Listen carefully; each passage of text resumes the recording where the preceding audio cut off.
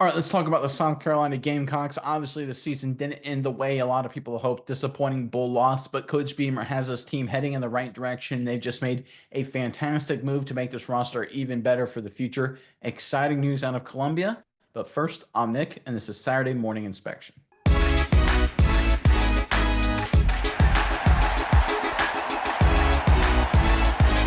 All right, the South Carolina Gamecocks, they ended the regular season just total gangbusters, almost getting to the college football playoff.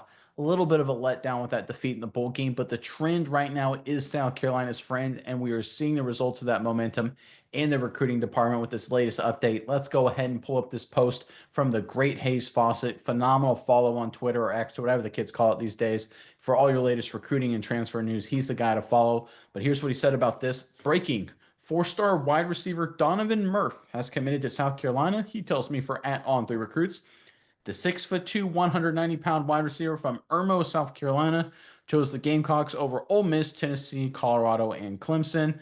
Columbia home is what Murph said. Obviously, that's a lot of big name schools for South Carolina to secure this commitment from. And Irmo, South Carolina, heck, that's right next to your neck of the woods. So I know you got some thoughts on this, Mize. But first, Carolina fans in the comment section below. Obviously, the momentum right now is South Carolina's friend as you get ready for the 2025 season. But name the one position group you think the Gamecocks really need to improve on this offseason, whether it's continuing to do it through the transfer portal, recruiting game, developing the in-house talent, whatever it is. Give us the one position group you think Carolina really needs to focus on and put it in the comment section below. But Miles, what are your thoughts on this latest news out of Columbia? Yeah, Nick, I think this is a big get for South Carolina. Irmo, very close to Columbia, basically in their backyard. Fun fact, school I went to for a little while. So, home for me as well. But Irmo, great school in South Carolina. They're top five program in South Carolina. So this is a good local get for the Gamecocks. That's what you got to do, especially, how many teams have, top tier guys going back and forth at, or let me say this, how many states have top tier teams going back and forth at each other in the same state? Alabama, Auburn. I think Auburn is kind of being underclassed of Alabama as of late, but traditionally, maybe that's one I can think of. Not too often that, in such a small state, there's two really good teams in Carolina and Clemson.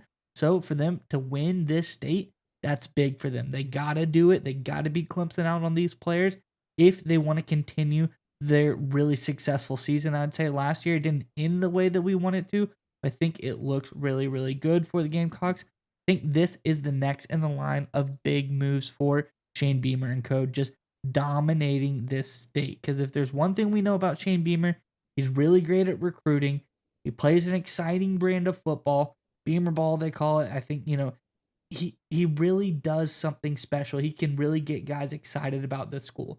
So what do we say about teams when they're recruiting? You got to dominate locally first, then expand out, start hitting the Georgias, the Tennessees, that ever-present, Nick, say it with me, Smoky Mountain corridor that we love to talk about. So they're going to hit that next, but dominating locally first, I think this is the first step for them.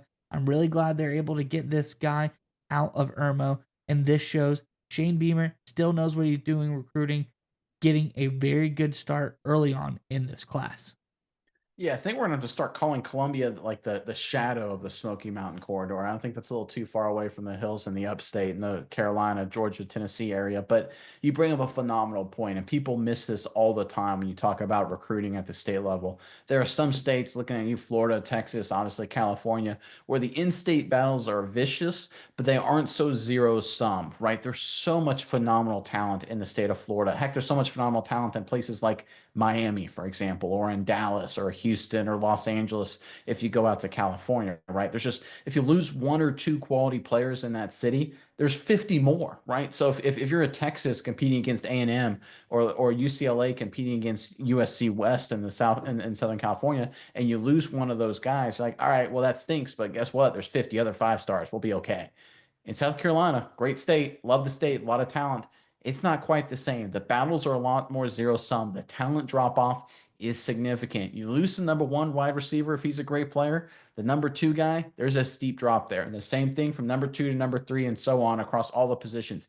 It just means more. That's why if you look at historically, Clemson, they're great. They're winning national titles. They start losing recruiting battles. They go from being undefeated every year to going 9-3, 8-4. South Carolina under Spurrier, they win recruiting battles. They're dominating the state. They start losing those recruiting battles. They go back to 5, 6, 7 wins, right? It is so brutally competitive. And then you have Georgia sneaking into the fold, Tennessee as well for what they do going into the state. It is such a zero-sum business recruiting in the state of South Carolina and this whole kind of region right now. The high-level talent is there. There's just not nearly as much depth as you see in some of these other big states, which means if you're going to win, you've got to get it done. You have got to win these kind of recruiting battles.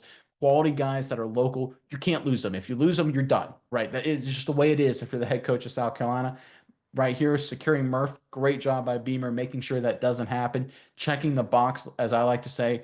And if South Carolina can continue this momentum, keep winning these in-state guys, beating back the Clemsons, beating back the Georgias, beating back the Tennessees, they can build off the momentum from the 2023 campaign and head into 2024 with a real chance to make more noise in the SEC and get into the college football playoff. And then that flywheel starts compounding, right? You get more momentum, more recruits, which leads to more momentum, which leads to more recruits. And then who knows what happens from there. Heck, South Carolina could end up winning a national title before it's all said and done. I know, long ways away, but it starts with winning battles like this. If you go back to Nick Saban's dominance at Alabama, he'll tell you, as will anybody tell you with that program, with the beginning signs of winning of that dynasty was winning the state of Alabama, winning places like Mobile. If South Carolina can dominate the state of South Carolina, they'll start competing at a high level as well.